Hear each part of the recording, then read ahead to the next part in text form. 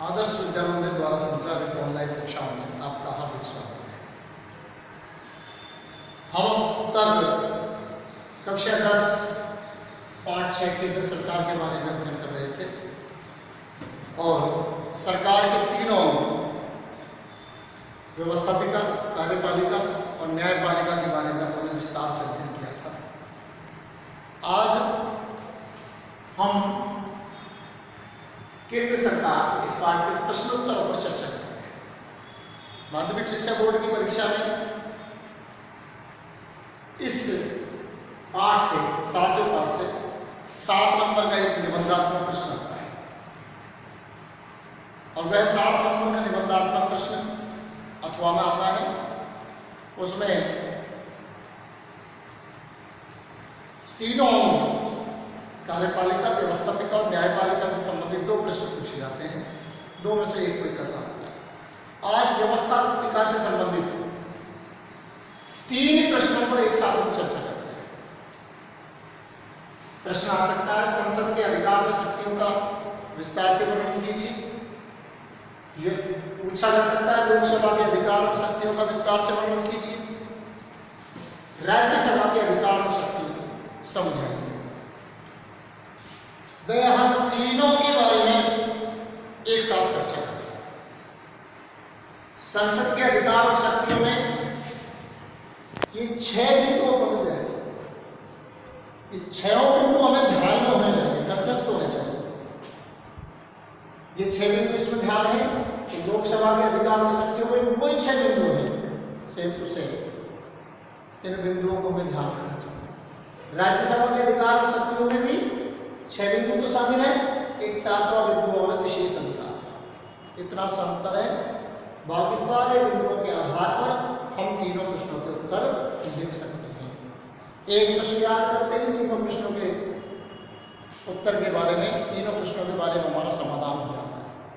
ये बिंदु हमें याद करने पड़ेंगे। 6-7 बिंदु, 6-7 बिंदुओं से एक 7 नंबर का प्रश्न तैयार हो जाता है और आपको कोई अंक कटने की संभावना नहीं होती। 7 में से अगर बिंदुओं को भी स्पष्ट कर दिया जाए, लिख दिया जाए, तो भी 3-4 अंक आपके इसमें उपलब्ध हो जाते हैं, आसानी से मिल जाते हैं। तो हम इस पर चर्चा करते हैं। संसद के अधिकार और शक्तियों में विधायी शक्तियाँ, विधायी का मतलब है विधि निर्माण संबंधी शक्ति, कानून बनाने से संबंधित शक्ति। संसद को कानून निर्माण का अधिकार प्राप्त है।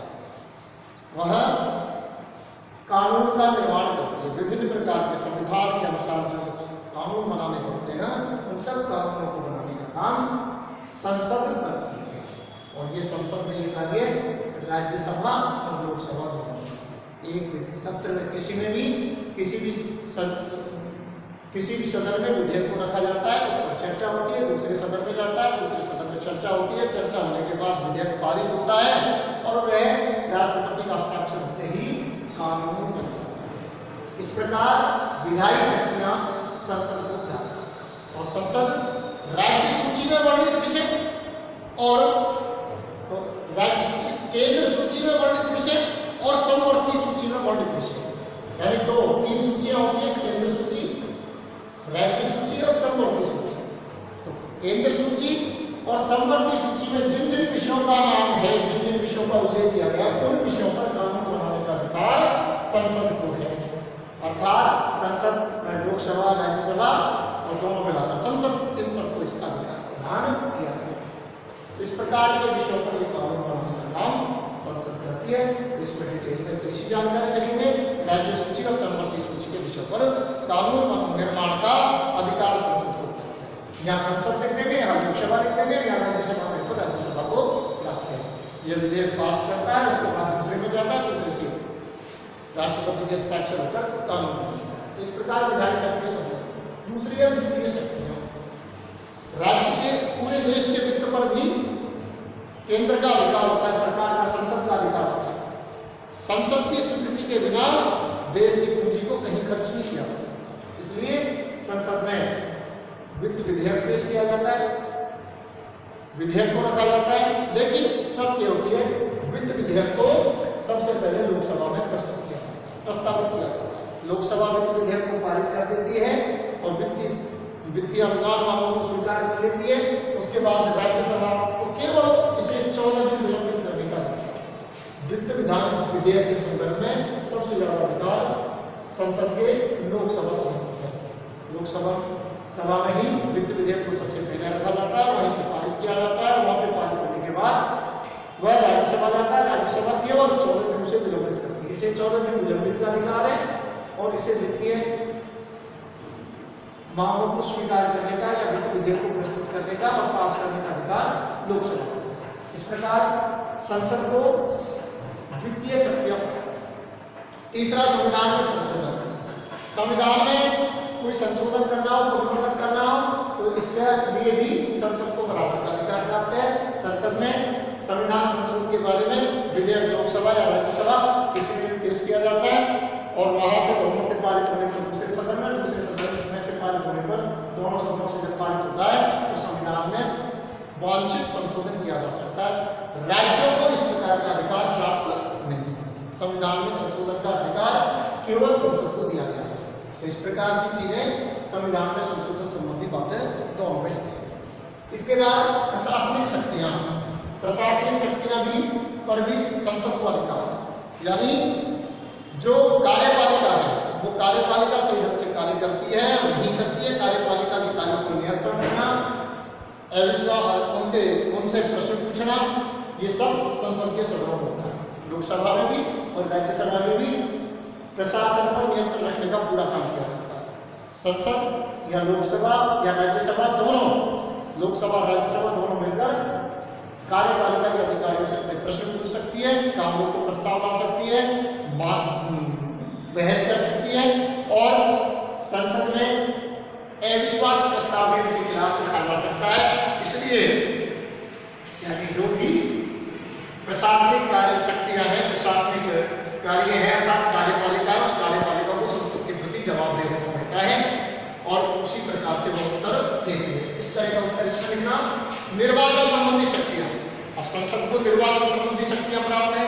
निर्वाचन संबंधी शक्तियां का मतलब राष्ट्रपति और उपराष्ट्रपति के चुनाव। धारा 54 के अंतर्गत राष्ट्रपति का चुनाव और धारा 86 के अंतर्गत उपराष्ट्रपति के चुनाव में लोकसभा और राज्यसभा दोनों के निर्वाचित सदस्य भाग लेते हैं, दोनों के सदस्य भाग लेते हैं। इस प्रकार का अधिकार है।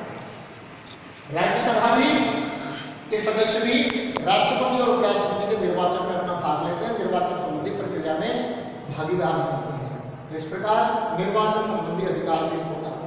अविश्वास प्रस्ताव के द्वारा राष्ट्रपति को हटाना, उपराष्ट्रपति को हटाना, ये सब काम भी किए जा सकते हैं। उपराष्ट्रपति को हटाने का अधिकार राज्यसभा को, राष्ट्रपति को महाभियोग प्रस्ताव लगाकर उन्हें हटाने की विविध शक्तियां भी संसद को प्राप्त है। यानी महाभियोग प्रस्ताव लगाकर राष्ट्रपति को, उपराष्ट्रपति को या सर्वोच्च न्यायालय के न्यायाधीश को महाभियोग प्रस्ताव द्वारा हटा सकती है। संसद को संकटकालीन स्थिति में राष्ट्रपति को संकटकाल के लिए निवेदन करना, आपातकाल की घोषणा करने के लिए राष्ट्रपति को सूचना भेजने का अधिकार भी प्राप्त है। इस प्रकार ये विविध शक्तियां इन सबको प्राप्त है। तो तीनों प्रश्नों के उत्तर इन 6 बिंदुओं में हम दे सकते हैं। राज्यसभा को एक विशेष अधिकार प्राप्त है और वो विशेष अधिकार क्या प्राप्त है कि अनुच्छेद 249 के अंतर्गत राज्य सूची के विषय को केंद्र सूची का विषय घोषित कर सकती है, बनाने का प्रस्ताव रख सकती है, उसे राज्य सूची से केंद्र सूची में परिवर्तित कर सकती है। तो विशेष अधिकार ये प्राप्त है।